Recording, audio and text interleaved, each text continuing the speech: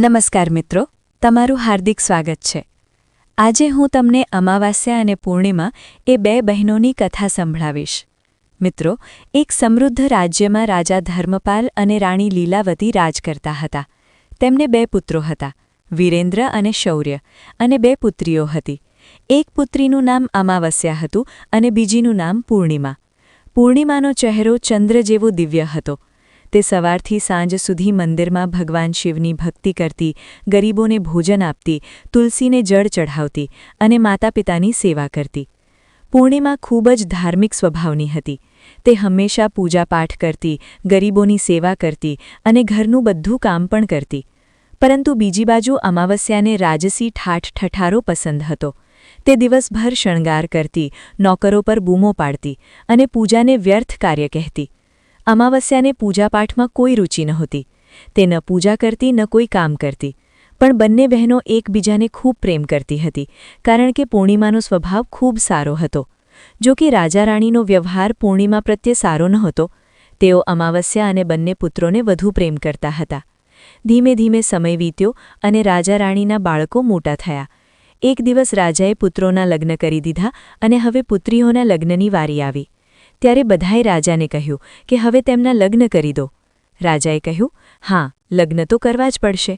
ત્યારે રાણીએ રાજા સાથે કહ્યું, મહારાજ, પૂર્ણિમા તો સામાન્ય બ્રાહ્મણને યોગ્ય છે, તેને કોઈ ગરીબ ઘરમાં પરણાવી દો। અને ભૂલથી પૂર્ણિમાના લગ્ન કોઈ મોટા ઘરમાં ન કરતા, કારણ કે તેને તો ભજન કીર્તન, પૂજાપાઠ અને કથાઓ સાંભળવી પસંદ છે। જો તે મોટા ઘરમાં જશે તો આ બધું કરી નહીં શકે, તેથી તેના લગ્ન ગરીબ ઘરમાં જ કરી દો। રાજાએ કહ્યું, ઠીક છે। પછી રાણીએ કહ્યું, મહારાજ, અમાવસ્યા પણ તો લગ્ન યોગ્ય છે। અમાવસ્યા તો રાજકુંવરી જેવી છે, તેના માટે પણ વર જુઓ અને બંને બહેનોના લગ્ન એકસાથે કરી દો। ત્યારે રાજાએ પાડોશી ગામના રાજાના પુત્ર સાથે અમાવસ્યાના લગ્ન કરી દીધા અને તે જ ગામના એક ગરીબ ખેડૂતના પુત્ર સાથે પૂર્ણિમાના લગ્ન કરી દીધા। જ્યારે રાજાએ રાણીને આ વાત કહી તો તે ખૂબ ખુશ થઈ। મિત્રો, રાજા અને રાણીએ વિચાર કર્યા વગર પોતાની જ પુત્રીઓ વચ્ચે ભેદભાવ કર્યો। રાણીના કહેવા પ્રમાણે અમાવસ્યાના લગ્ન ધનવાન રાજકુંવર સાથે થયા। તેને સોના ચાંદીની પાલખી અને નોકર ચાકર મળ્યા। બીજી બાજુ બિચારી પૂર્ણિમાને ગરીબ ખેડૂતના ઘરે મોકલી દીધી। તેને માત્ર એક જૂની સાડી અને એક તુલસીનો છોડ આપવામાં આવ્યો। ત્યારે રાણી મનમાં વિચારતી કહે છે, હવે જોઈએ કે પૂર્ણિમા ગરીબ ખેડૂતના ઘરે કેવી રીતે રહે છે। શું તે ત્યાં પણ પૂજાપાઠ કરે છે? જોઈએ, ભગવાન તેની કેવી અને કેવી રીતે મદદ કરે છે। હવે બંનેની વિદાય થઈ। અમાવસ્યા અને પૂર્ણિમા પોતપોતાના સાસરા તરફ ચાલ્યા ગયા। અમાવસ્યા તો મહારાણી જેવું સુખ ઐશ્વર્યનું જીવન જીવતી હતી, જ્યારે પૂર્ણિમા પણ પોતાના ભાગ્ય અને ભગવાનના ભરોસે ખુશહાલ જીવન વિતાવતી હતી। અમાવસ્યાનો પતિ રાજકુંવર હતો, તે પણ ખૂબ ઘમંડી હતો, પણ પૂર્ણિમાનો પતિ શાંત અને સુશીલ સ્વભાવનો હતો। થોડા દિવસો આમ જ વીત્યા। એક દિવસ અમાવસ્યાએ પોતાના ઘરે શિવ ચાલીસાનું આયોજન કર્યું અને તેમાં ગામની બધી સ્ત્રીઓને આમંત્રિત કરી।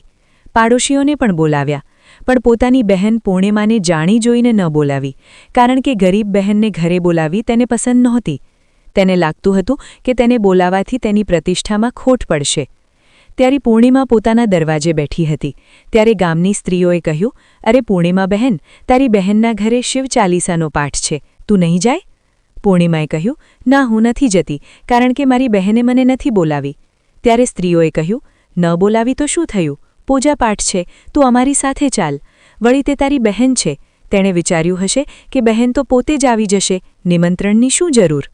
ગામની સ્ત્રીઓની વાત માનીને પૂર્ણિમા શિવ ચાલીસામાં ગઈ।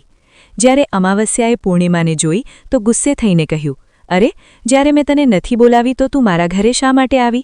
હવે જ્યારે આવી જ ગઈ છે તો ચૂપચાપ એક જગ્યાએ બેસી રહે, અહીં તહીં ન ફર। તે તો આજે મારી ઇજ્જત જ માટીમાં મેળવી દીધી। જરા જો તારા કપડાં કેવા છે, જા ત્યાં ખૂણામાં બેસ। અને તેણે પૂર્ણિમાની ગરીબીની ખૂબ મજાક ઉડાવી। પૂર્ણિમાની આંખોમાંથી આંસુ વહેવા લાગ્યા અને તે ભગવાન શિવને પ્રાર્થના કરવા લાગી, હે ભગવાન, તમે મારા પર ક્યારે કૃપા કરશો? આખરે મારો વાંક શું છે? પૂજાપાઠ કરવું, ગરીબોની સેવા કરવી, કામ કરવું, શું આ ખોટું છે? હે ભગવાન, હવે મારા પર કૃપા કરો। થોડી જ વારમાં આમ તે ભગવાનને વિનંતી કરતી રહી। શિવ ચાલીસા પૂરી થઈ અને અમાવસ્યાએ બધાને પ્રસાદ આપ્યો, પણ પૂર્ણિમાને પ્રસાદ ન આપ્યો। હવે નિરાશ મનથી પૂર્ણિમા પ્રસાદ વગર જ પાછી ઘર તરફ ચાલી નીકળી। મિત્રો, રસ્તામાં તે વિચારવા લાગી કે ઘરે બાળકો પ્રસાદ માંગશે તો હું શું કહીશ? પછી તેના મનમાં વિચાર આવ્યો, કેમ નહીં હું મારા ભાઈ ભાભીને મળવા માયરે જાઉં? તે ચાલતી ચાલતી માયરે તરફ વધવા લાગી. ત્યારે તેને એક તુલસીનું વૃક્ષ દેખાયું. ત્યાં એક ચબૂતરો હતો, જેના પર એક વૃદ્ધ માતા બેઠા હતા. તે વૃદ્ધ માતાએ પૂર્ણિમાને પૂછ્યું, બેટી, તું કોણ છે અને ક્યાં જાય છે?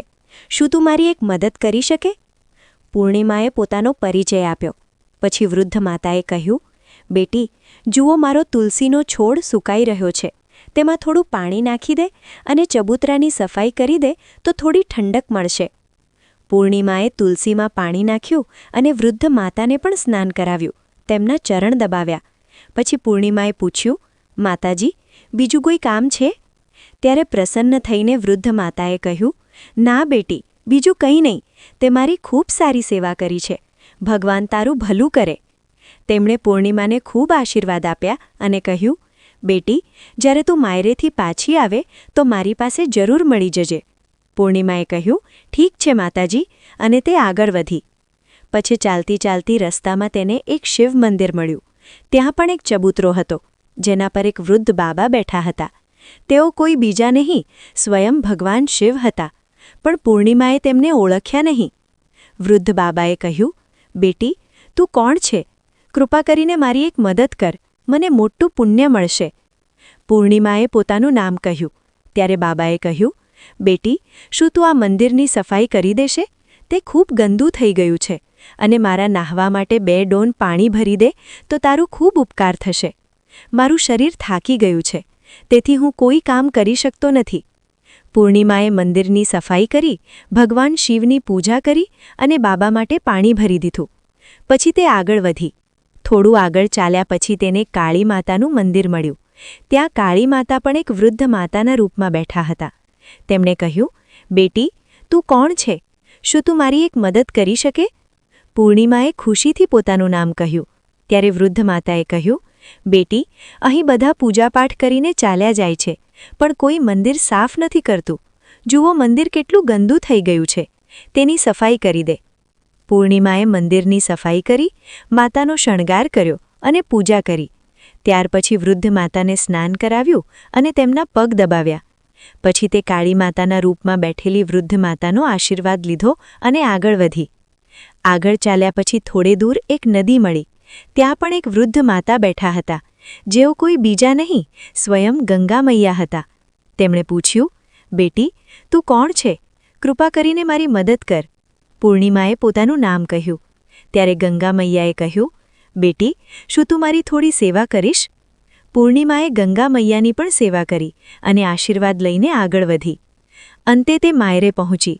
જ્યારે તેની ભાભીઓએ તેને જોઈ તો ખૂબ ખુશ થઈ. તેમણે પૂર્ણિમાનું સ્વાગત કર્યું અને કહ્યું, વાહ બહેનજી, તમે ઘણા દિવસ પછી આવ્યા છો. પૂર્ણિમાએ કહ્યું, હા ભાભી, આજે મન થયું બધાને મળવાનું તો ચાલી આવી. ભાભીઓ સાથે મળીને પૂર્ણિમાએ માયરામાં પણ બધા કામ કર્યા. બધાએ ખુશીથી એકસાથે ભોજન કર્યું અને રાત્રે વિવિધ વિષયો પર વાતો કરી. પછી બીજી સવારે જ્યારે તે જવા તૈયાર થઈ તો ભાભીએ તેને એક લાલ સાડી આપી અને કહ્યું, આ પહેરી લે અને જલ્દી જલ્દી આવજે. ઘણા દિવસ પછી આવ્યા છો. ત્યારે પૂર્ણિમાએ લાલ સાડી પહેરી અને 16 શણગાર કર્યા અને ભાભીઓએ એક થેલો ભરીને તેને સામાન આપ્યો. તે લઈને પૂર્ણિમા ઘરેથી નીકળી. મિત્રો, ચાલતી ચાલતી રસ્તામાં તે જે નદી મળી જ્યાં ગંગા મૈયા બેઠા હતા. તેમણે કહ્યું, બેટી, માયરેથી આવી ગઈ? શું લાવી છે? પૂર્ણિમાએ થેલો બતાવ્યો અને કહ્યું, માતાજી, મારી ભાભીઓએ કંઈક સામાન આપ્યો છે. ત્યારે ગંગા મૈયાએ પણ એક થેલો કાઢ્યો અને પૂર્ણિમાના હાથમાં આપતા કહ્યું, બેટી, આ લે મારી તરફથી એક નાનકડી ભેટ. આ ખૂબ ભારે છે, હું એને ક્યાં રાખીશ? પણ યાદ રાખજે કે તેને રસ્તામાં ન ખોલતી, ઘરે પહોંચીને જ ખોલજે. પૂર્ણિમાએ કહ્યું, ઠીક છે માતાજી, અને તે આગળ વધી. થોડીવાર પછી તે જ કાળી માતાનું મંદિર મળ્યું. ત્યાં વૃદ્ધ માતાએ પણ પૂર્ણિમાને એક થેલો આપ્યો. હવે તેની પાસે 3 થેલા થયા. પછી આગળ વધતા તે જ શિવ મંદિર મળ્યું. ત્યાં ભગવાન શિવે પણ તેને એક થેલો આપ્યો. હવે 4 થેલા થયા. પછી ચાલતી ચાલતી તે જ તુલસી માતા મળ્યા. તેમણે પણ એક થેલો આપ્યો. હવે 5 થેલા હતા. જ્યારે પૂર્ણિમા ઘરે પહોંચી તો તેણે બધા થેલા ખોલ્યા. પહેલા થેલામાં ખાવા પીવાની વસ્તુઓ અને કપડાં હતા, બીજામાં સોના ચાંદીના દાગીના હતા, ત્રીજામાં ધન સંપત્તિ હતી, ચોથામાં અનાજ ભરેલું હતું અને પાંચમામાં મોંઘા કપડાં હતા. હવે પૂર્ણિમાના ઘરમાં કોઈ વસ્તુની ખોટી નહોતી. તે ખુશીથી રહેવા લાગી. એક દિવસ પૂર્ણિમાએ વિચાર્યું કે કેમ નહીં હું પણ શિવ ચાલીસાનું આયોજન કરું, અને તેણે શિવ ચાલીસા રાખી અને બધાને બોલાવ્યા. તે નિમંત્રણ આપવા પોતાની બહેન અમાવસ્યાના ઘરે પણ ગઈ. જ્યારે અમાવસ્યા પોતાની બહેનના ઘરે આવી તો પૂર્ણિમાના ઘરમાં ધન દોલત જોઈને આશ્ચર્યચકિત થઈ ગઈ. તેણે પૂછ્યું, અરે બહેન, અચાનક તારા ઘરમાં આટલું ધન દોલત કેવી રીતે આવ્યું? ત્યારે શાંત અવાજમાં ખુશીથી પૂર્ણિમાએ કહ્યું, જુઓ બહેન, જે દિવસે તે ચાલીસા રાખી હતી તે દિવસે મને ન બોલાવી છતાં હું બોલાવ્યા વગર તારા ઘરે ગઈ હતી, પણ તે મને પ્રસાદ ન આપ્યો. પછી હું માયરે ગઈ અને ત્યાંથી આ બધું લાવી. અમાવસ્યાએ કહ્યું, અચ્છા, તો આ વાત છે. હવે હું પણ માયરે જઈશ. તું પણ મને દાંટજે અને પ્રસાદ પણ ના આપજે. ત્યારે પૂર્ણિમાએ કહ્યું, અરે બહેન, આ તો ભગવાનનો પ્રસાદ છે, હું તો બધાને આપીશ. પણ અમાવસ્યાએ પ્રસાદ ન લીધો અને ઘરે જઈને બાળકોને કહીને માયરે ચાલી ગઈ. હવે ચાલતી ચાલતી રસ્તામાં તે જ તુલસી માતા મળ્યા. જ્યારે તેમણે કહ્યું, બેટી, આ ચબૂતરો સાફ કરી દે અને તુલસીમાં પાણી નાખી દે. કૃપા કરીને મારી મદદ કર. ત્યારે ગુસ્સે થઈને અમાવસ્યાએ કહ્યું, આ બુઢ્ઢી, મેં આટલી મોંઘી સાડી પહેરી છે, તે ગંદી થઈ જશે, હું કંઈ નહીં કરું. પછી આગળ ભગવાન શિવ મળ્યા તો તેમની સાથે પણ એવું જ કહ્યું. કાળી માતા અને ગંગા મૈયા સાથે પણ એ જ કહ્યું. તેનો અભદ્ર વ્યવહાર જોઈને બધા દેવી દેવતા ક્રોધિત થઈ ગયા. હવે જ્યારે તે માયરે પહોંચી તો ભાભીઓએ તેને જોઈને કહ્યું, અરે મહારાણી, આ ક્યાંથી આવી? તેને તો કોઈ કામ પણ નથી આવડતું. બસ આવી પોતાનું મોં ઉચકીને મફતમાં ભોજન ખાવા. બોલાવ્યા વગર જ આવે છે, તેને શરમ પણ નથી. અને તે રાત્રે અમાવસ્યા ભોજન કરીને સૂઈ ગઈ. સવારે તેણે કહ્યું, ભાભી, હું જાઉં છું. ભાભીએ કહ્યું, ઠીક છે, જા મહારાણીજી. ત્યારે અમાવસ્યાએ કહ્યું, ભાભી, પૂર્ણિમાને તો તમે થેલો આપ્યો હતો, મને કંઈ ના આપ્યું. ભાભીએ કહ્યું, જા, તમારા ઘરે થેલો પહોંચી જશે. ત્યારે અમાવસ્યા ચાલી નીકળી. રસ્તામાં ગંગા મૈયા, કાળી માતા, ભગવાન શિવ અને તુલસી માતા બધાએ તેને થેલા આપ્યા. પણ જ્યારે તે ઘરે પહોંચી અને થેલા ખોલ્યા તો એકમાં માટી, બીજામાં પથ્થર અને ત્રીજામાં સાપ વીછી નીકળ્યા. અમાવસ્યાએ પોતાનું માથું કૂટ્યું અને કહ્યું, હે ભગવાન, મને માયરે પણ કંઈ ન મળ્યું અને અહીં પણ કંઈ ન મળ્યું. પછી તે દોડતી પૂર્ણિમા પાસે ગઈ અને કહ્યું, તને આટલું બધું મળ્યું, મને કંઈ જ ન મળ્યું. ત્યારે પૂર્ણિમાએ કહ્યું, હું માયરે જાઉં તો ભાભીઓનું કામ કરું છું. તે તો કદી ભાભીઓની મદદ નથી કરી. તે ગંગા મૈયા, શિવજી, કાળી માતા અને તુલસી માતા બધાને ઠુકરાવી દીધા. તેથી ભગવાને તને કંઈ ન આપ્યું અને તેમનું અપમાન કર્યું. ત્યારે અમાવસ્યાએ કહ્યું, બહેન, મને માફ કરી દે. મેં હંમેશા તારા પર અત્યાચાર કર્યા છે. હવે હું પણ ભક્તિ કરીશ. ત્યારે પૂર્ણિમાએ કહ્યું, બહેન, 3 સૂત્ર યાદ રાખજે. હંમેશા બીજા પર દયા કરવી, રોજ ચાલીસા વાંચવી.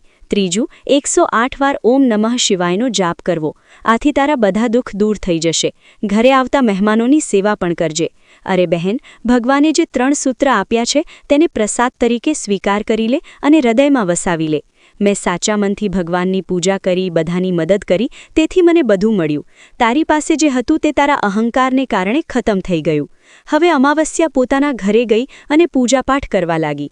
તે ભગવાન શિવ પાસે માફી માંગવા લાગી અને ધીમે ધીમે તેની પરિસ્થિતિ પણ બદલાવા લાગી. તો મિત્રો, જય ભગવાન શિવની. જો તમને આ વાર્તા પસંદ આવી હોય તો કોમેન્ટ બોક્સમાં કોમેન્ટ કરીને જરૂર જણાવજો.